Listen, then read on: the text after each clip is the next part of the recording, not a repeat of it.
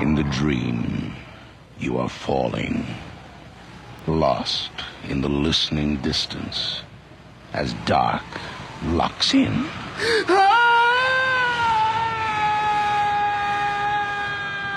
Nightfall.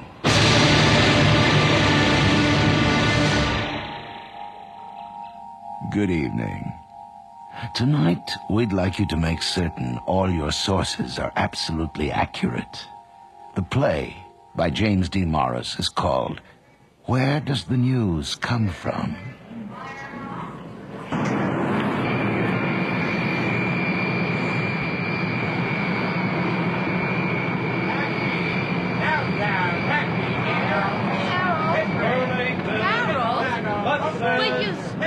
Limousine for downtown, sir?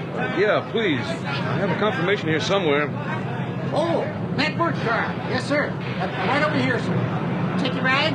What's that? No, thank you. I'll keep it with you. There you are, sir. Network charge, the head office on Seneca. Right. Would you like the radio on, sir? No. No, thank you. International? Sorry, what was that? International. You, just come in on an international flight? Yeah, Rome. Yeah, I thought so. A lot of internationals arriving now. You can usually tell, style of clothes, your luggage, the way you look around. Now, you take the guys from Montreal. They get in around 8, read the paper, tip a buck, and that's it. Never say a word. Hey, wait a minute. I know you. You're David Winston, the correspondent. I watch you on World Report. Hey, isn't that something? David Winston. You, been to any good wars lately? Huh? Sorry, I don't quite... That's what you do, isn't it? You go to wars. Like, where was I saw the other night? Peru or Cyprus or something? Lebanon. Last week was Lebanon. Oh, yeah? They got a war? Everybody's got a war. Huh. So, what are you doing in Toronto? You covering the war between the mayor and the city council? Or maybe we're going to attack Alberta, huh? No, nothing that dangerous. Just checking in with head office. Oh, yeah, that's right. I bet things are really jumping around there. What with that Derek Richards guy walking out in the middle of the show the other night? I didn't see it. I was working, but my wife saw it. Said it was pretty freaky. I bet he was drunk, eh? I mean, to walk out and just leave people looking at an empty desk, he must have been drunk. Something. No. It was probably just a hell of a lot of pressure. Pressure? What kind of pressure could he have? I hear he was pulling down $125,000 a year just for sitting there every night for half an hour reading the news. Man, I'll tell you, he'd give me that kind of pressure any day. You, gonna be heading back for Europe? I'm not too sure. Ah, well, when you're ready, here's my card. You just call this number and ask for Al, huh?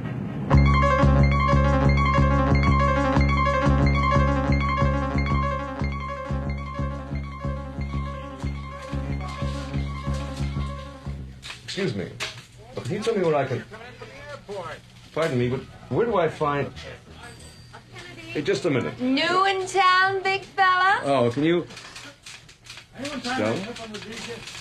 Stella Parsons! Oh, my God. What in the hell are you doing here?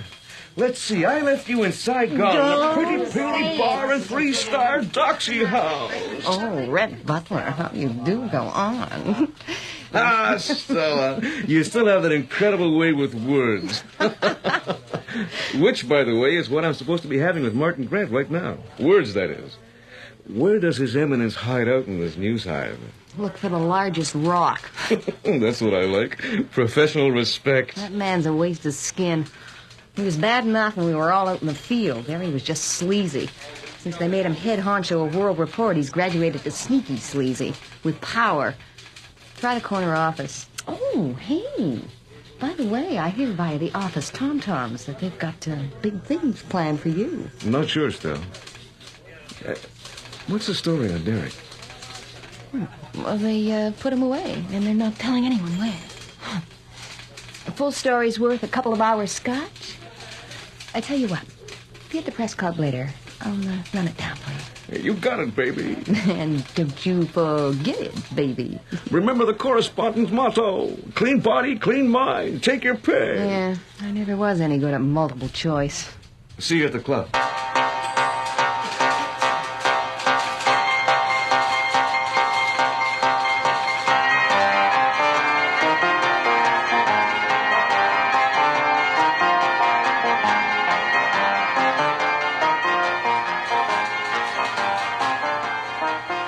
So, oh, look, push that to the side, will you? I can hardly hear myself think. So anyway, when it happened so fast and we needed someone virtually overnight, the first name that came to mind was yours.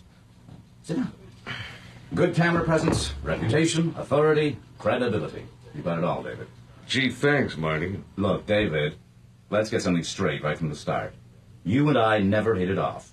You went for all the gung-ho wraparound trench coat stuff with the cannons and mortars in the background. I always believed in-depth analysis worked better. With the tinkle of ice cubes and the fizz of soda in the background. Look, you're here because I head up the World Report team. And I head up World Report because I can put personal feelings aside and pull together the elements that make us the #1 news team in this country. I don't like you. I don't like you, your methods, or your attitudes. But in my opinion, you can make a valid and viable contribution to the package. That's the only thing that's important. That's something to remember every time you pick up your check. I'm the man who signs that check. That's a nice, tough management speech, Martin. But it's all based on the assumption I'm going to take your anchorman slot. Alimony payments to 2 ex-wives, a son in an expensive private school, and then there's the lease on that apartment in London occupied by a certain young lady, Miss Turnbull, I believe. Oh, you'll take it, all right. And I figure 125 grand a year buys me a few concessions, so just lay off the sarcasm, okay? You deliver, and I'll deliver. Bottom line. As an in-depth analysis, that's not bad. When do I start, sir? As soon as we can get you down to the studio. I want some run-throughs with the team to get you into the format. We're already running promos we pulled from some of your field stuff. I want you on air tomorrow night. That's fast. I hope to get to see Derek before I... Leave him out of it. He's a dead issue. Let's go.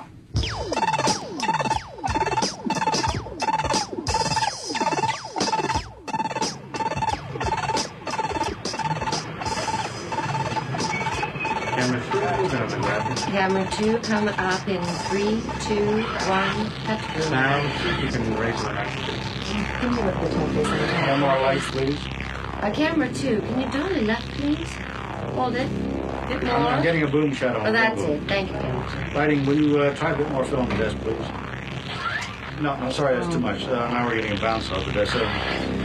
I'll be back, shading, please. Camera 1, slow zoom in on Yes, 3, yes, thank you. 2, Camera 3, 1. hold for the That's graphic, nice, please. thank Releasing 3, 2, 1. Thank you. I think we could use a music pad on the set here from the Cenotaph Masterclass for the speeches. Riot footage library. coming up in Give them 10, some headset 9, feed so we can see if you can 8, talk and listen at the same time. 3, 2, 1. Very nice. Thank you. Looking good. Mm-hmm. God damn, he's looking good. Shannon, see what you can do about his hair. Maybe you can get Michael to layer it or something. Just get rid of that shaggy look. Oh, I think it makes him look like a teddy bear. And I want him to look like an anchorman. While you're at it, set up some time at Nyman's and pick out some suits for him. Me pick him out? Why me? Because you got the good taste to sleep with the director, that's all. That's not good taste. That's job security. Ooh, bitchy, bitchy. Come on, people, settle down. We gotta have them ready for tomorrow night. Shannon, what do you think about something in brown and beige with an orange accent for the set? Let's try it. The blue and gray sure isn't doing anything for him. Never did anything for Richards either. Who said that? Get this and get it straight for the last time. This team does not discuss Derek Richards. Derek Richards does not exist. Now, let's work on his sign-off. Okay. David? David, can you hear me? Yes. We want to work on your sign-offs, so let's run down a few. How's about trying, and that's it for World Report, I'm David Winston. Or, if you prefer, I'm David Winston, and that's it for World Report. Unless, of course, you have something of your own you'd like to try? Doesn't matter. We're just trying to set up a style for you, David. Let's try, and that's it for World Report, I'm David Winston. Right. And that's it for World Report. I'm David Winston. Again? Again, please, David. And that's it for World Report. I'm David Winston. And again. And again, please, David. And that's it for World Report. I'm David Winston. And this is Stu. Looks like our little David has a sense of humor. Or worse, it could mean he can think. Let's hope not. We all know what happens to anchormen who can think.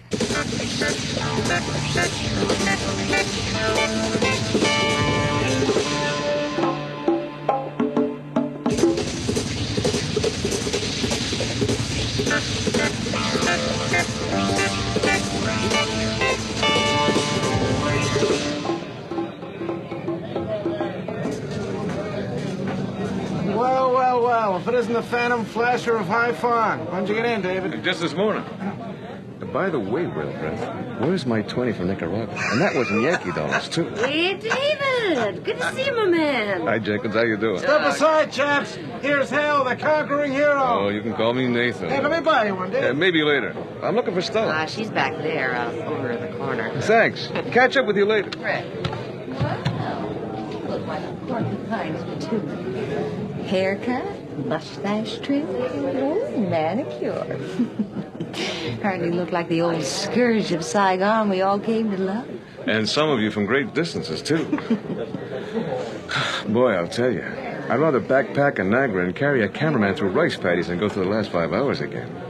I've been getting lessons on how to walk, how to talk, how to sit, how to make it look important when you sign your name at the last item while they roll the credits. Yeah, that's right. Maybe now I'll find out what the hell all those anchormen write when they do that. Probably something clever like, how come nobody can spell around here? I can't take any more of this crap. Or isn't this a hell of a way for a grown man to earn a living? How would the nice grown man like to get me another scotch before he sits down? Johnny Walker? Yeah, black and double. Oh, and while you're at it, get Ernie to put my tab on yours. You got it, sweet talk.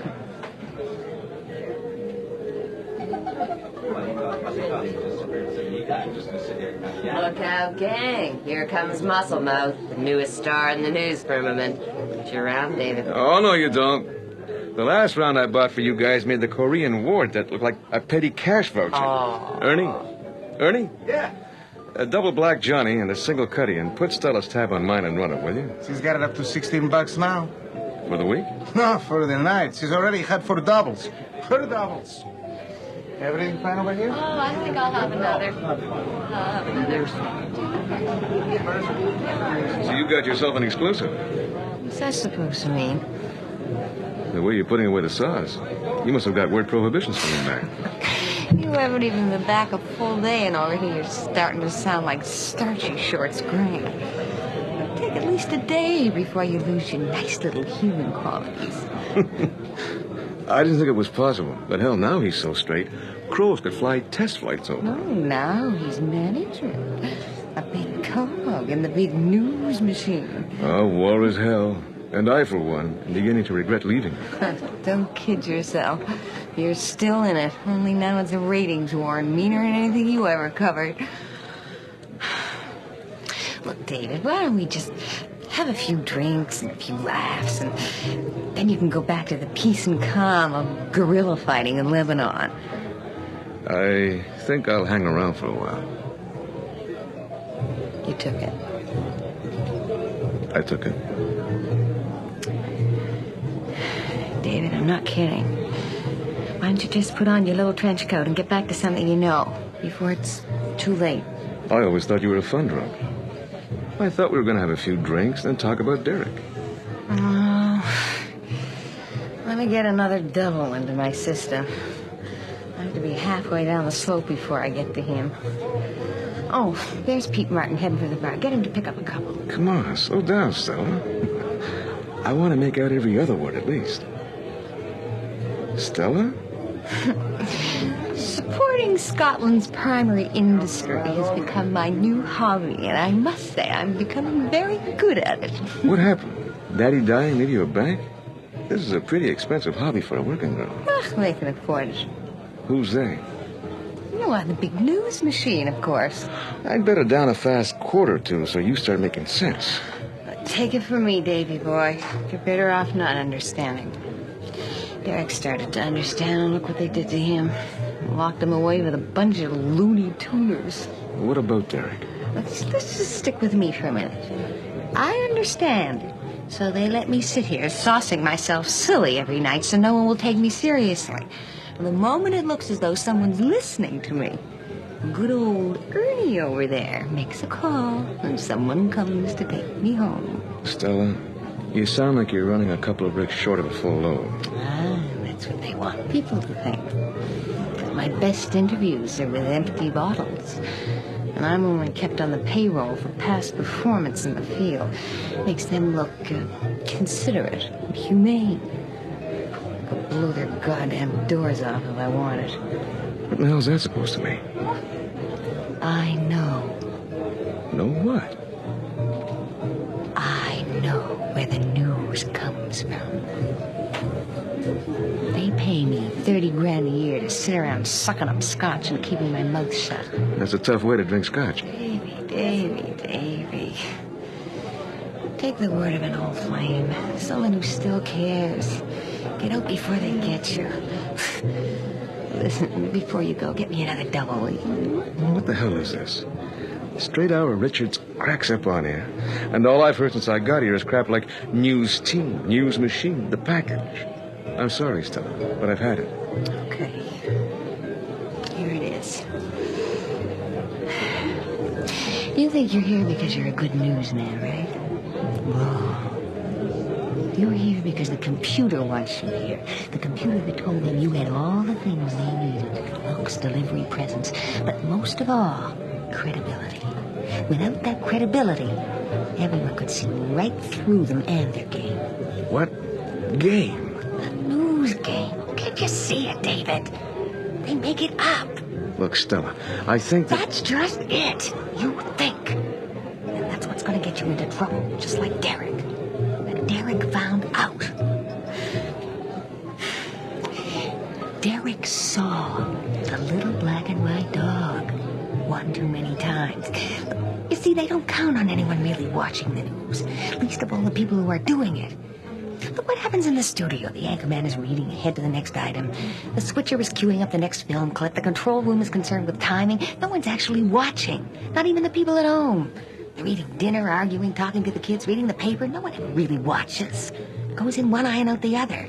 That's how they get away with it. Who the hell are they and what are they getting away with? And what the hell's this about a little black and white dog? What they're getting away with is complete and total manipulation of the news, and the little black and white dog is what made Derek realize it. I'm sorry, Stella, but... Listen to me, David. Just listen. Because I don't have much time.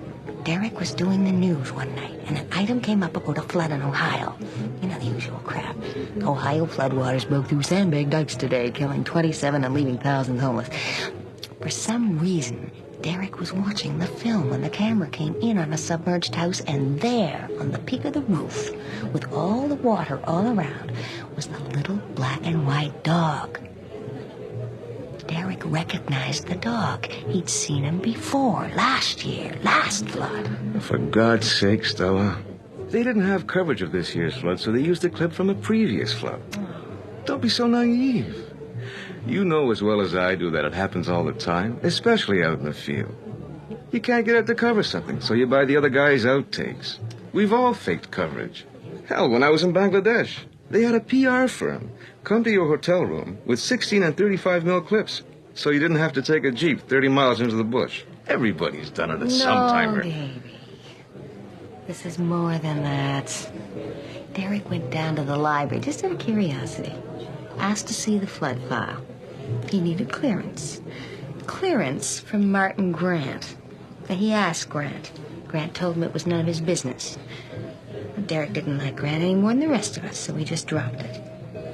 But then he saw the hijacked airliner. With a little black and white dog standing on the tail. But I'm telling you, it's dangerous. Now, the hijacking was supposed to be taking place in New York.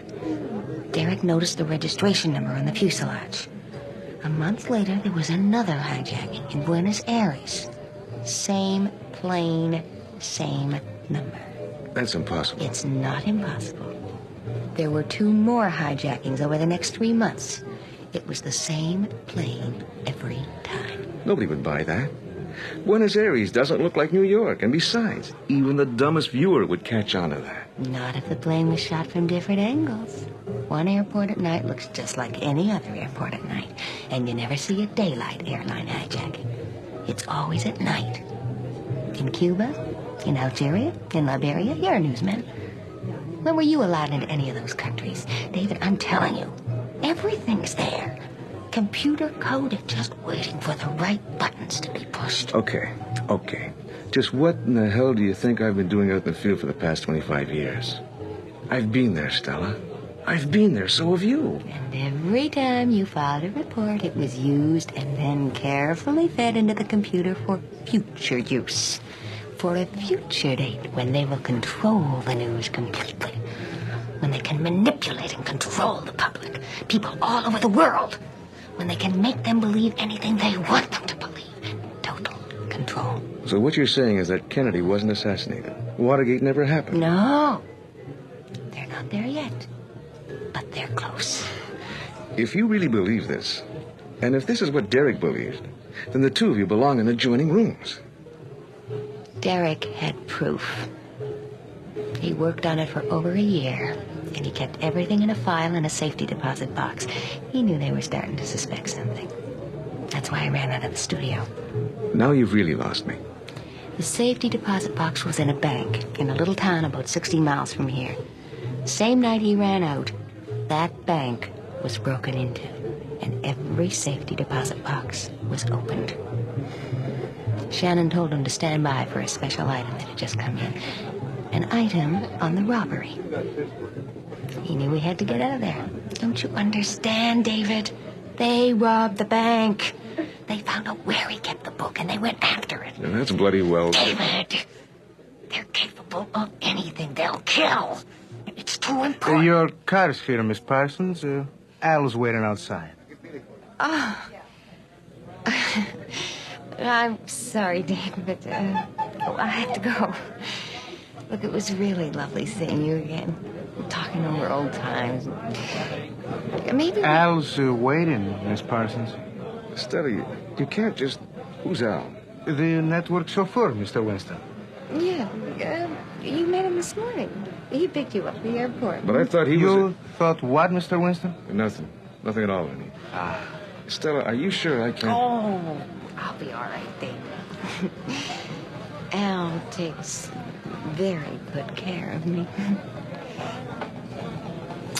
Good night, David. Good night, Ernie. Good night, Miss Parsons. Have a pleasant ride home.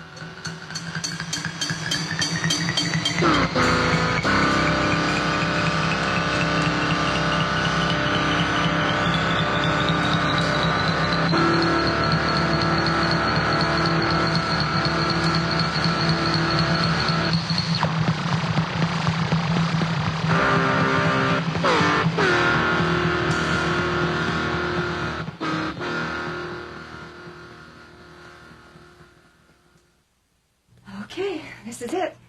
Here's your revised copy, David. Everyone in the booth asked me to tell you they're all rooting for you up there. Thank you, Shannon. Thank the gang for me. Tell them I'll do my best. I will. Good luck, David. Thanks again. Well, hi, Marty. Any last words of wisdom? That depends on how you take them. I'll give it to you straight. Stella's dead. She had an accident driving home last night. She shouldn't have been driving in her condition. Are you crazy? Stella? Stella wasn't driving last night. Your man, Al, he drove her home. What the hell is this, Grant? Just a few words of wisdom. Stella was driving. We don't have a driver named Al. Stella was drunk. She had an accident. And Derek is in an institution. Derek is in an institution. And not allowed visitors. No visitors. Now, go out there and do your job. We're counting on you. You've got a good future here, David. And there's a lot at stake. I'll see you when you're through. I think... No. You don't. Now just go out there and do your job. Just think about the job. We'll take care of you. You'll be here when I'm finished? I will, David. I'll be right here. Now, get going.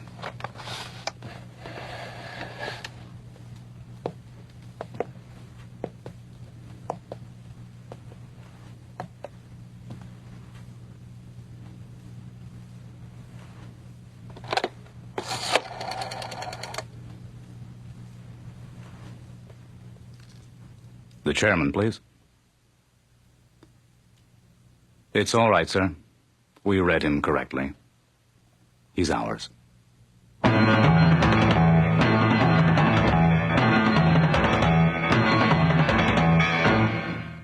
have just heard Where Does the News Come From? By James D. Morris. August Schellenberg was featured as David Winston, with Peggy Maughan as Stella Parsons.